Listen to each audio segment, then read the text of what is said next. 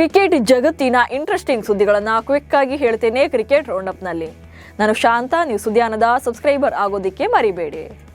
ಮತ್ತೊಂದು ICC ಟೂರ್ನಮೆಂಟ್ನ knockout ಹಂತದಲ್ಲಿ ದಕ್ಷಿಣ ಆಫ್ರಿಕಾದ ಪ್ರಯಾಣ ಪ್ರಶಸ್ತಿಯನ್ನ ಗೆಲ್ಲದೆ ಕೊನೆಗೊಂಡಿದೆ. 2026ರ T20 ವಿಶ್ವಕಪ್ನ ಸೆಮಿಫೈನಲ್ ಪಂದ್ಯದಲ್ಲಿ ನ್ಯೂಜಿಲೆಂಡ್ ವಿರುದ್ಧ ಐಡನ್ ಮಾರ್ಕ್ರಮ್ ಅವರ ತಂಡ ಹೀನಾಯವಾಗಿ ಸೋಲನ್ನ ಕಂಡಿದೆ. ಈ ಬಾರಿ ದಕ್ಷಿಣ ಆಫ್ರಿಕಾ ತಂಡವನ್ನ ಟ್ರೋಫಿ ಗೆಲ್ಲುವಂತ ಫೇವರೇಟ್ ಟೀಮ್ ಎನ್ನಲಾಗ್ತಿತ್ತು. ಆದರೆ ದಕ್ಷಿಣ ಆಫ್ರಿಕಾ ಮತ್ತೆ ಚೋಕರ್ಸ್ ಹಣೆಪಟ್ಟಿಯನ್ನ ಕಟ್ಟಿಕೊಂಡಿದೆ.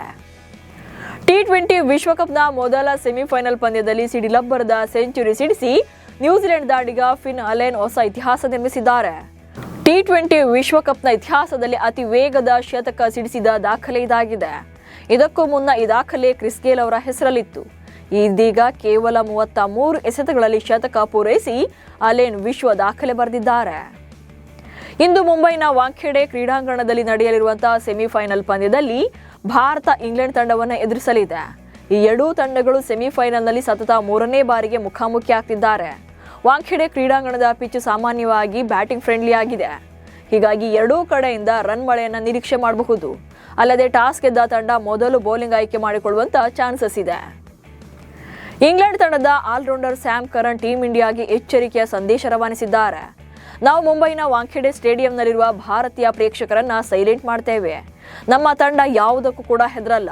ಪಂದ್ಯ ವೀಕ್ಷಿಸೋಕೆ ಬರುವಂತ ಅಭಿಮಾನಿಗಳು ಸೈಲೆಂಟ್ ಆಗಿದ್ರೆ ಇಂಗ್ಲೆಂಡ್ ತಂಡ ಉತ್ತಮವಾಗಿ ಪರ್ಫಾರ್ಮ್ ಮಾಡ್ತಿದೆ ಅಂತ ಅರ್ಥ.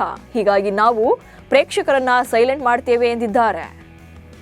ಇಂದು ನಡೆಯುವ 2026ರ T20 ವಿಶ್ವಕಪ್ನ 2ನೇ ಸೆಮಿಫೈನಲ್ನಲ್ಲಿ ಭಾರತದ ವೇಗಿ ಜಸ್ಪ್ರೀತ್ ಬುಮ್ರಾ 1 ವಿಕೆಟ್ ಅನ್ನ ಪಡೆದರೆ ದಿಗ್ಗಜರ ಜೊತೆ ಎಲೈಟ್ ಪಟ್ಟಿ ಸೇರ್ತಾರೆ. ಅಂತಾರಾಷ್ಟ್ರೀಯ ಕ್ರಿಕೆಟ್ನಲ್ಲಿ 500 ವಿಕೆಟ್ಗಳನ್ನ ಕಂಪ್ಲೀಟ್ ಮಾಡಿದ ಬುಮ್ರಾಗೆ ಕೇವಲ ಇನ್ನೊಂದು ವಿಕೆಟ್ನ ಅಗತ್ಯ ಇದೆ. ಇಂಗ್ಲೆಂಡ್ ವಿರುದ್ಧದ ಪಂದ್ಯದಲ್ಲಿ 1 ವಿಕೆಟ್ ಅನ್ನ ಪಡೆದರೆ ಕ್ರಿಕೆಟ್ ಇತಿಹಾಸದಲ್ಲಿ ಈ ಸಾಧನೆ ಮಾಡಿದ 42ನೇ ಆಟಗಾರ ಆಗ್ತಾರೆ. ಇಂಗ್ಲೆಂಡ್ ವಿರುದ್ಧದ ಸೆಮಿಫೈನಲ್ ಪಂದ್ಯದಲ್ಲಿಂದು ಸಂಜು ಸ್ಯಾಮ್ಸನ್ ಆಡ್ತಾರಾ ಅಥವಾ ಇಲ್ವಾ ಎನ್ನುವಂತ ಅನುಮಾನ ಇದೆ. ವೆಸ್ಟ್ ಇಂಡೀಸ್ ವಿರುದ್ಧದ ಸೂಪರ್ 8 ಪಂದ್ಯದಲ್ಲಿ ಸಂಜು ಸ್ಯಾಮ್ಸನ್ ತಮ್ಮ ಹೆಲ್ಮೆಟ್ ಅನ್ನ ತೆಗೆದು ನೆಲಕ್ಕೆ ಎಸೆದು ದೇವರಿಗೆ ಧನ್ಯವಾದ ಹೇಳೋಕೆ ಮಂಡಿ ಊರಿದ್ರು. ಈ ಹೆಲ್ಮೆಟ್ ಎಸೆಯುವ ಕ್ರಮ ಐಸಿಸಿ ಕ್ರಿಕೆಟ್ ಉಪಕರಣಗಳ ದುರುಪಯೋಗ ನಿಯಮದ ಅಡಿಯಲ್ಲಿ ಬರುತ್ತೆ. ಹೀಗಾಗಿ ಇಂದಿನ ಪಂದ್ಯಕ್ಕೆ ನಿಷೇಧ ಹೇರುವಂತ ಸಾಧ್ಯತೆ ಇದೆ. ಐಸಿಸಿ ನೂತನ T20 ರ್ಯಾಂಕಿಂಗ್ ಅನೌನ್ಸ್ ಆಗಿದೆ. ಭಾರತೀಯ ಆಟಗಾರರು ಭರ್ಜರಿ ಮುನ್ನಡೆ ಸಾಧಿಸಿದ್ದಾರೆ.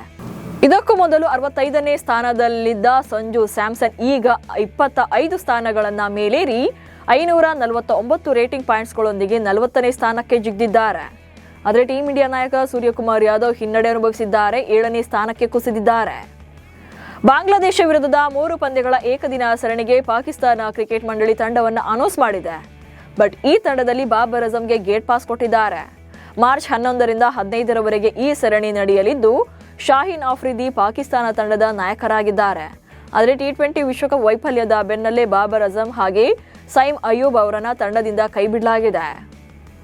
ಕರ್ನಾಟಕದ ವೇಗದ ಬೌಲರ್ ವೈಶಾಖ್ ವಿಜಯ್ ಕುಮಾರ್ ವೈವಾಹಿಕ ಜೀವನಕ್ಕೆ ಕಾಲಿಟ್ಟಿದ್ದಾರೆ.